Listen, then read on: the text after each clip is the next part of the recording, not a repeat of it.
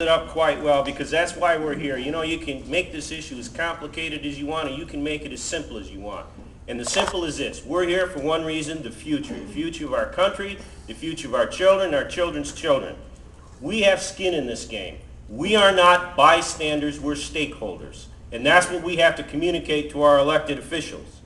And now I'd like to introduce some folks that are going to talk about how this very terrible legislation is going to impact some more of those stakeholders.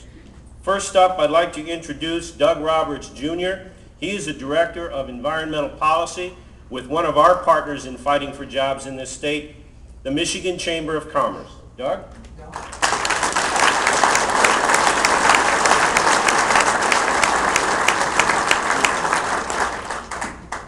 Thank you very much. I'm Doug Roberts with the Michigan Chamber of Commerce. It's really my pleasure to be here with you today. What a great turnout. I'm so glad to see all of you here.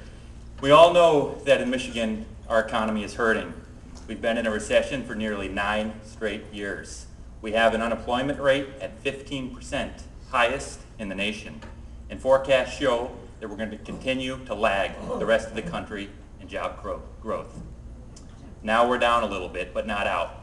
And Washington wants to impose this new energy plan on us. It goes by a couple of different names: Waxman-Markey, cap and trade, but whatever you call it, it is a massive energy tax on all of us. And the numbers are bad for Michigan. In May, our members came together in Lansing to evaluate this Waxman-Markey bill to see the impacts that it would have on Michigan. We had a researcher from the Heritage Foundation who came in and did an analysis for us on what the impacts will be for Michigan.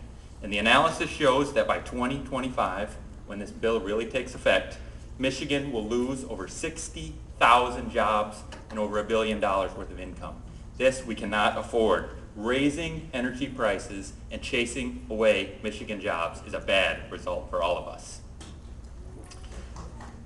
During the last presidential campaign, we heard a lot of talk from both presidential candidates about breaking our dependence on foreign sources of energy, breaking our dependence from these rogue foreign dictators.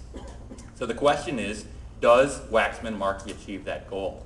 And the answer is no. In fact, a new study out by Ensys Energy says that, in fact, it will do the exact opposite, that the complicated auction scheme that Waxman-Markey has will raise the cost of oil production, thus shifting jobs overseas, thus sending oil production overseas, making it so that it's harder to refine and have jobs here in Detroit and here in Michigan. This is a bad outcome. Chasing away American jobs, making us more dependent on foreign sources of energy. Not something we want. If Congress was serious about a national energy policy, they would be looking at increased drilling in places like the Outer Continental Shelf. They'd be looking to partner with our friends in Canada to make sure that we could access the Canadian oil sands. And they'd be looking to increase capacity to improve refining and build new power plants. We need Washington to be a partner to open up energy supplies. In summary, Waxman-Markey is not the solution. It will drive up energy costs and make Michigan lose jobs. Let's work together and urge Senator Levin and Senator Stabenow to vote no on Waxman-Markey, to vote no on new energy taxes, to vote no on cap and trade. Thank you very much.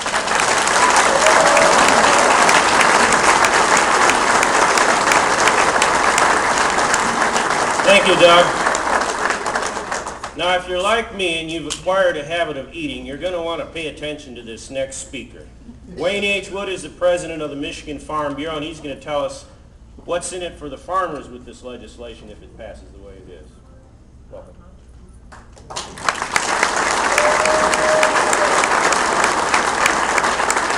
Well, thank you very much, and I think that maybe your remark may be rephrased in what does it do to farmers rather than what's in it for farmers.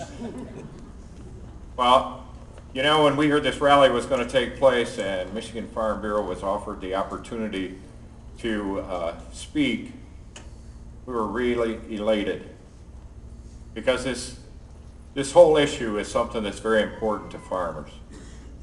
I want to back up for a minute and talk to you about myself a little bit. I'm a dairy farmer from up in Sanilac County, if anybody ventures that far north in the thumb. I live on a family farm with a brother, a nephew, and a son. This is very, very detrimental. Now, how many of you in here like to eat? How many of you would be happy if the price of food goes up 30%? I like that. I like that. Because our organization is very concerned that as this legislation moves, that that's what's going to happen. In fact, you know, our organization represents 47,000 of the just over 50,000 family farms that are in Michigan. And they're all concerned